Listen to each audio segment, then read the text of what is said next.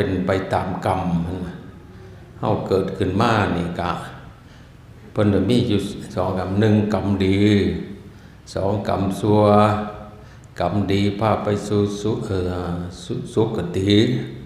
คันจักกรรมชั่วก็พาไปสู่ทุกขติเพิ่นว่าเฮามานี่ก็มาสร้างบารมีเด้มาสร้างคุณงามความดีไปแล้วนั่นเนาะมันมีให้ใส่ร่างกายเนี่ยมันให้บ่หลายเด้ไปฮอด70ปีกว่าๆก็อยากไปทั้งเพิ่นอภัยก็ได้มันเศร้าให้ใส่มันขอคืนนะจังว่าเพิ่นว่าร่างกายสังขารเป็นของขอยืมเขาอยู่นะยืมสร้างคุณงามความดีเด้ยืมสร้างบารมีแต่ละคนคันมันเศร้าให้ยืมคือมันเอาคืนมันแล้วคือหลวงพ่อเรานอนอยู่โลกนะบ่ได้หยังเบิดแล้วนั่นเบิดแต่ว่าแนวสิติดตามไปก็คือจิตเฮามันบ่ทันตายแท้เด้นั่นมันไปปฏิสนธิอยู่พบใหม่ชาติใหม่คือกันกับเฮามาเกิดนี่แหละก็มาตั้งแต่พุ่นเด้เป็นวิญญาณมาเกิดบาดนี้เกิดแล้ว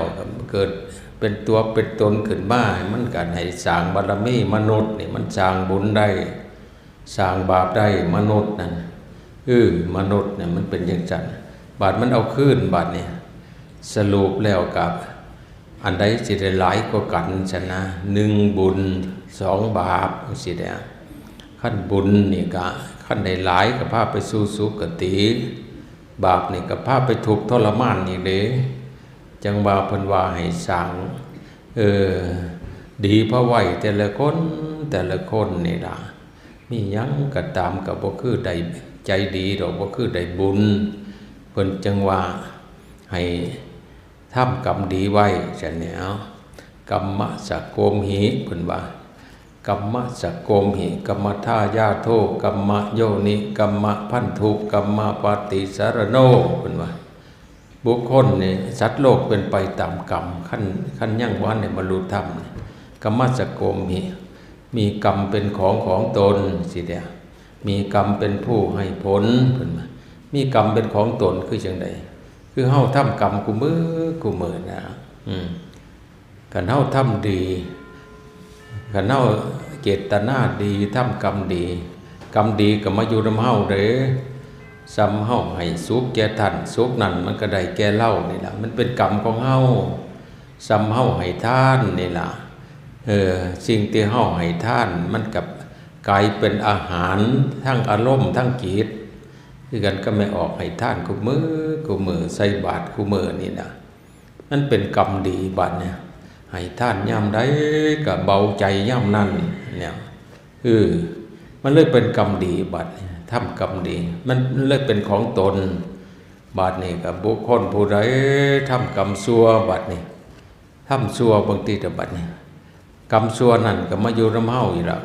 สำหรับเฮาไปตีผู้อื่นไปฆ่าผู้อื่นสิเดียวหรือไปลักทรัพย์จกหอไปประพฤติผิดในกรรมไปตัวไปต้มไปกินเหล้าเมายาสิกรรมนั่นก็มาสนองเฮาแต่บ่ทันตายเด้มันบันทึกไปเบิดนั่นล่ะ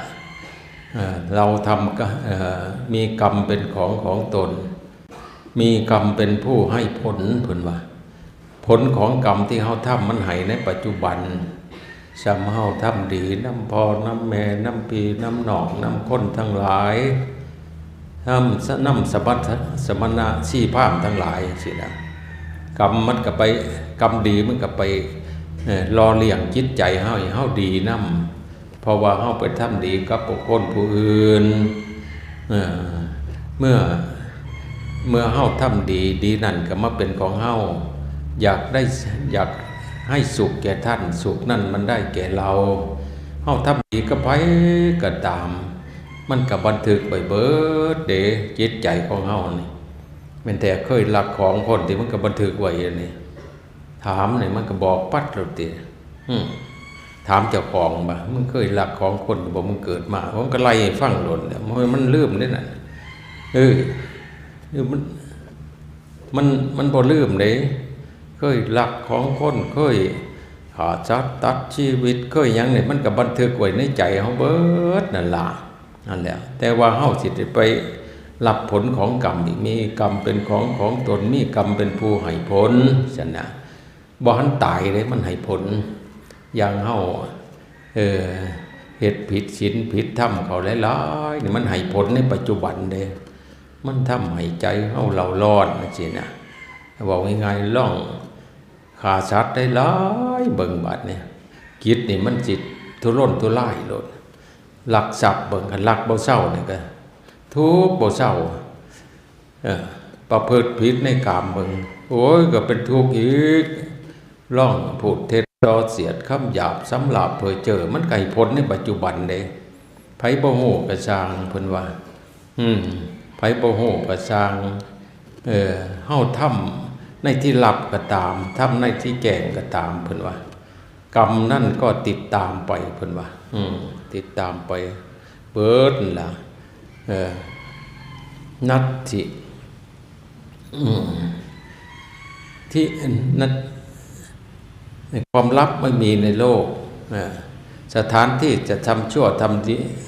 ที่ลับที่คนที่จะทำชั่วทำดีไม่มีในโลกคือใจเฮานี่ล่ะมันบันทึกไว้เนาะจังเอาเฮาทำดีได้หลายก็มีก็เป็นกรรมจังหนึ่งอยู่เด้ว่ามันก็ดีตั้งแต่เฮาทำกรรมมาในอดีตชาตินี้เฮาก็มีกรรมมาส่งเสริมอีกก็มีจังนะจังว่าเราเรื่องนิทานบ้านิทานนั่นนะพระตั้งแต่อดีตชาติเนาะเด็กน้อยมันไปเลี้ยงนะมันไปเลี้ยงงัวเลี้ยงควายนะมันพอเห็นอันเหี้ยตัวหนึ่งแล่นเข้าในหูเหี้ยคือแล่นนี่แล่นคือเหี้ยนี่ล่ะว่าจะเอามาปิ้งกินแซ่บๆมามันแล่นเข้าหูโอ้ยเฮ็ดจังไดว่าฉันโมแต่เฮาว่าฉันเจ็ดเล็กน้อย7 คนนี่ดอกก็ว่ามีกรรมเป็นของตนโอ้ยว่าฉันว่าปิดหูไว้เท่านั้นแล้วว่าฉันว่ามาเลี้ยงงัวเลี้ยงควายมื้ออื่นก็จังมาเปิดออกขุดเอาว่าฉันว่าเหี่ยเพิ่นก็ลุกอยู่ในหั่นล่ะเล็กน้อยก็ลืมไปเลี้ยงทั้งไม้บัดนี้ปอยเว้าเรื่องกรรมเรื่องเวรมันยังติดตามมาฉันว่าปอยลืมอยู่7 มื้อบัดไปทางเก่าโอ้ยเฮาอัดเหี่ยวันนี้ตัวมันเป็นจังไดนี่แล้วมันใจขาดตายแล้วบ่ว่าซั่นว่าไปเปิดออกเหี่ยโสตายเลยใครก็สิขาดใจตายมันค้านออกมาสั่นทดสั่นออกมาพวกเด็กเนี่ยมีความเมตตาจะสิเฮ็ดมันเด้อว่าซั่นเฮาขังมันไว้ก็พอแห้งนะเด็กนั่นบ่ได้ตกนรกแต่ว่าถูกเข้าขังอยู่7 ชาตินะขังอยู่7 ชาติได้7 มื้อคือกันโอ้มันธรรมดาตัวนี่ชาติสุดท้ายไปเป็นพระภิกษุบัดนี่แล้วเป็นพระภิกษุเป็นพระภิกษุพัดทุรงไปนำกันเด้เคยเป็นโมกันมันก็เป็นคือกันเบิดนะมันปล่อยไปฮอดตำบลนึงเจ้าอาวาสเพิ่นน่ะอยู่ในศาสนาพุทธเท่านี้นะเจ้าอาวาสนั่นเพิ่นว่าโอ้ยทำนั่นแล้วสงบพวกท่านนั่นมักทุดงว่าซั่นอยู่เย็นๆเด้อทำนั่นมีเบิดเตียงก็มีหยังก็มีว่าซั่นบ่านี่จะมันเป็นกรรมเป็นของตนเข้าไปบ้านพ่อดลก้อนหินลันทับปากธรรมมิตรจิรีเลยตายแล้วว่าซั่นว่าผู้อยู่ทางในสุขเกือบตายก็บ่ออกพวกนั้นหาตำบลมาดึงก้อนหินออกมิดอิงติ่งเลยเพิ่นว่านัตถิกัมมังสมังพลังอื่นเสมอด้วยแรงของกรรมไปไม่มีเพิ่นว่าพระภิกษุม่วนนั้นหมดอีไล่ตายอยากตายกะคักน้ำกะเบิดเขาก็บ่ได้กินโอ้ยเขาก็ดึงจังได๋ก็บ่ได้ปัญญากรรมปัญญาเวทเคยอัดหูเหี่ยไว้บาดนี้ฮอดมื้อที่7หินนั่นออกเองโอ้ยบ่แต่ว่าหมู่เฮานี่พากันสร้างบาปสร้างกรรมอีหยังไว้ในอดีตยังบ่เป็นจังซี่ว่าเฮาไปไหว้พระพุทธเจ้าสิบ่ดีบ่ว่าทันทีเอ้ยมันบ่แม่นแนวว่าซั่นคันพาไปหาพระพุทธเจ้าบัดนี้ พุทธเจ้าเพิ่นก็ว่าพวกเธอทำกรรมอันนั้นไว้แต่อดีตชาติเพิ่นว่าพวกเธอมีกรรมเป็นของตนเพิ่นว่ามีกรรมเป็นผู้ให้ผลมีกรรมเป็นแดนเกิดนั่นน่ะเธอได้รับมาแล้วเกิดชาติแต่ว่าซั่นว่าพอออกหนึ่งอีกบาทเนี่ยกับพระภิกษุคือกันแนมไปบิณฑบาตเห็นนะพอออกหนึ่งพอเฮ็ดหน้านี่เดียวเฮ็ดหน้าเว้านิทานอดีตเนาะแต่ศาสตร์ก่อนบุหลาเฮ็ดหน้าบักฮือห้องบักค่อยเถิกตัวหนึ่งมันดื้อไล่ต่อไรแห่งนอนลงดี มันขาดมัน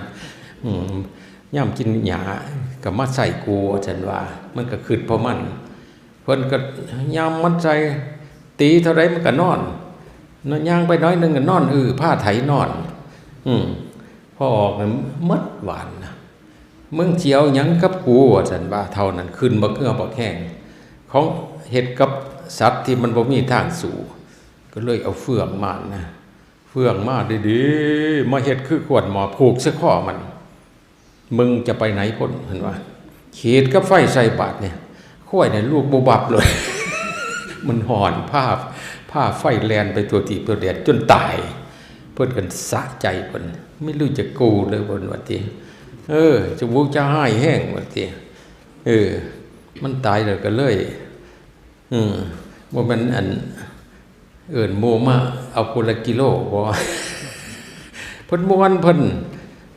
มันบ่แม่นบาดนี่โอ้ยว่าซั่นว่าบาดนี่เล่าเนี่ยถู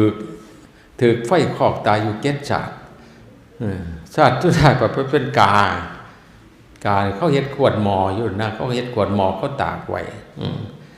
พอดีไฟมันประติดขวดหมอ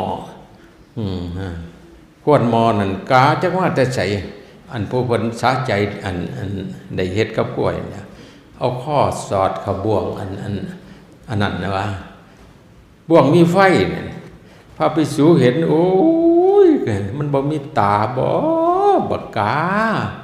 เพราะว่ามันปลิวขึ้นถึงอากาศนะกรรมเวรเป็นจังนี่กานี่ก็เอาหัวสวบบ่หันบินผ้าไฟแล่นคือกันซ้ำกล้วยโอ้ยภิกษุบ่ไปพบพุทธเจ้าข้าแต่พระองค์ผู้เจริญมันเป็นจังได๋บ่จันกาตัวนั้นสมันคือสัวคือสามมันบ่แม่นในกรรมบาดาลเพิ่นว่าบาดาลจังใดเพิ่นก็คือว่าเนี่ยมันได้อันเอาขวดหม้อนี่เอาเฟืองนั่นผูกข้อกล้วยอยู่ถ้าก็ขีดกับไฟใส่ตายทั้งเป็นว่าจังอันนี้กากระตกลงมาตายอันละพวกเธอจำไว้เด้อเพิ่นว่าให้มีเจตนาดีเพราะไว้อย่าสิฆ่าสัตว์อย่าสิเบียดเบียนสัตว์เพิ่นว่ากรรมมันจะนำไปเพิ่นว่าโอ้ยเป็นตาญาติเนาะไม่ออกเนาะเมื่อเฮาก็จักจังได๋พุ่นนี่เนาะแต่ว่ากระทำดีบ่ได้มันเคยเฮ็ดผิดเหมือนนั่นล่ะคนเคยฆ่าสัตว์ตัดชีวิตเขาว่าต้นคดไปตรงสิเฮาก็มาทำดีต่อเด้ซ้ำบ่หันลมหายตายจากหัดเข้าวัดฟังธรรมจำศีลเจริญภาวนาบัดนี้ไม่ออกหนึ่งอีกเราสั่งมาเว้านิทานไปเนาะคนตายก็เว้านิทานเรื่องกรรมเรื่องเวรนี่ล่ะมักกับฟังบ่มักกับฟังอย่าหนีได้นั่นบ่มักหนีดอกว่านั่นห้อยบ่ได้เด้นี่เกิดชาติหน้าหูหนวกคนใดนั่นหูหนวกตัวพระเทศน์ให้ฟังมันบ่ฟังมันน่ะเป็นกรรมหายกลายเป็นคือว่าอันเตาหูหนวกสิเว้าอีกอยู่เรานิทานไม่ออกฟังเป็นสลาไม่ออกนั่นหมาหักเราเพราะว่าหมานั่นเคยเป็นผัวเราแต่อดีตเป็นผัวเราพอตายก่อนเล่าตายเพราะเป็นห่วงเมียบาดนี่เมียก็ยังนมอยู่ติดเมียยังนมอยู่ตายแล้วเขาก็เอาผัวใหม่เลยเนาะเพื่อสิเอาหมาเป็นผัวหมาน้อยธรรมดาเลยใหญ่ขึ้นมาเลยเห็นไม่ออกนั่นยังมักอยู่ยังว่ามันเมียโตอยู่ยืนเบิ่งอยู่แล่นไปใช้กับไปน้ำคันไล่ก็หยุดคันไปกันแล่นน้ำกลนย่อยขันเมียนั่งเผลอบัดใดหอมแก้มปัดเลยคือสิเคยหอมกันแต่ชาติก่อนนะมันชำนาญอยู่แล้ว เป็นหมาเลยมาหอมแก้มคนอยู่มึงเป็นอีหยังเพราะว่า เศร้าบ้านเศร้าเมืองโอ้ยมีผัวเป็นหมอโอ้ยกูก็มันอยากอายเทนอมันว่า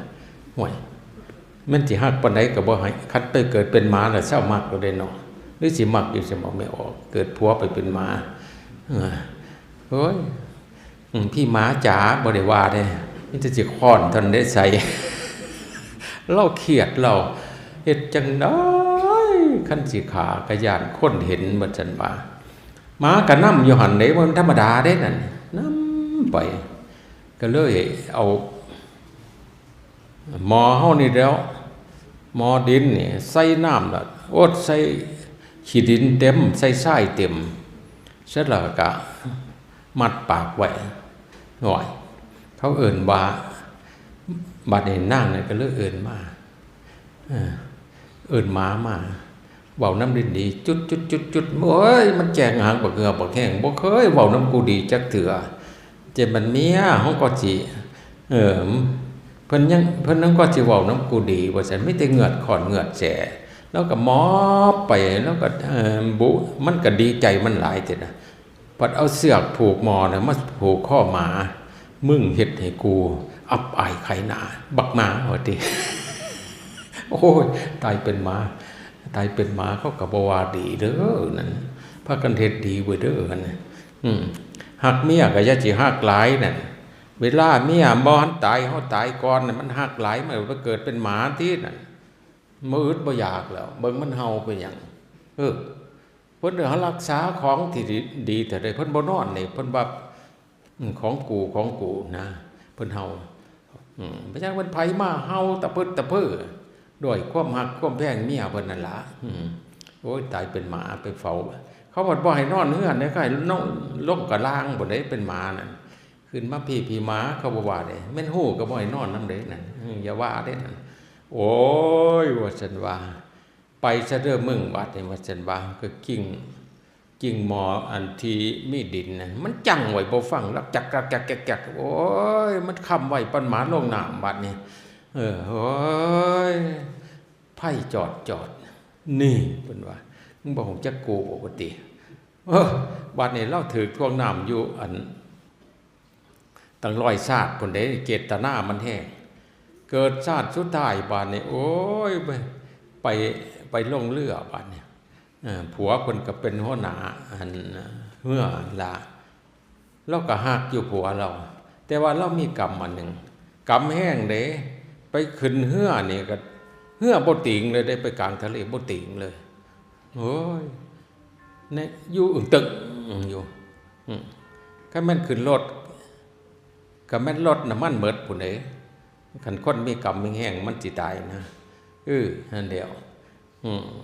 เป็นเองมันเด้รถนี่แท้ลงคลองไว้แต่ได้กันคนกันละกินี่มาขี่นำ8หน้า8หลังทวนทั้งปุ่นแล้วมันเป็นเองเฮือบ่ติงมันเป็นจังได๋หมู่เฮาว่าซั่นเขาเอิ้นว่าอธิษฐานจับสลากว่าไผเป็นกัลกินีอยู่นี่สักเกเทวดาขึ้นโอ้ยขอให้ฮู้จักกาลกินีเด้อว่าซั่นว่าก็เขียนตัวกาลกินีใส่อันเดียวสั่นกุลกคือกันเขาจับสลากไผได้กาลกินีก็มันจังสิโหว่าซั่นถึกไม่ออกนั่นปัดเนี่ยตัวกาลกินีมันก็อยู่น้ำเจ้าว่าซั่นว่าเอาไม้มันอาจสิบ่คิวเฮ็ดอีกได้อีกเฮ็ดอีกได้อีกโอ้ยว่าซั่นว่าเจ้านี่ก็จะมันมีกรรมหนักว่าซั่นจะมันกรรมอีหยังว่าซั่นว่าคันข่อยเสียวเจ้าลงน้ำข่อยที่โตนเจ้าว่าซั่นว่าเท่านั้นก็ได้เท่าผัวนะหาหมอมาเว้ยเพราะว่าเลยเอาดินใส่หมอคือกันก็เลยผูกใส่ข้อเราเห็นแต่ไผจอดทำเส้นใดก็ได้เส้นนั้นไม่ออกก็ขึ้นไปละเอียดปฏิเป็นเคยตีหมาตายสิบ่ตีกูขึ้นบ่ที่ว่าซั่นละเนาะสิหลายแนวอยู่หรอกเนาะมัวแต่เฮาเนาะแต่ว่าหังทำดีว่าได้โอ้ยเป็นจังซี่ตัวว่าซั่นว่านี่จะมันกรรมมุนาวาสติโลโกเพิ่นว่าสัตว์โลกเป็นไปตามกรรมว่าซั่นนะไปถามพุทธเจ้าเพิ่นก็เล่านิทานให้ฟังนี่แล้วนางนี่ล่ะเคยทวงหมาว่าซั่นมีหมู่เฮาก็สิบ่มีดอกเนาะบ้านเฮาแขเนาะ เอาอีหยังไปจมน้ำนี่อยู่ มันสินำได้กันยินบ่